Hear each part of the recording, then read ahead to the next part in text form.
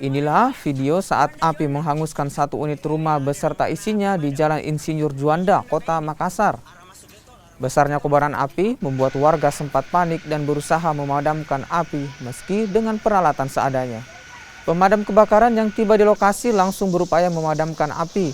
Api pun baru bisa dipadamkan setelah 12 unit mobil pemadam kebakaran dikerahkan ke lokasi kebakaran.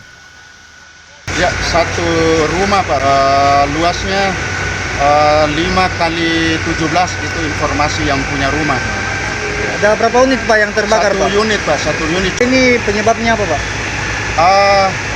Penyebabnya itu katanya korslet listrik katanya, informasi dari warga di sini dan sekaligus tuan rumahnya. Ini rumah dalam kondisi kosong atau gimana Pak? Masih ada penghuninya, tapi begitu dia lihat api dia sempat keluar, artinya selamat. Kalau tidak salah tadi ada 3 orang penghuninya, jadi begitu dia lihat api dia lari keluar jadi selamat Pak.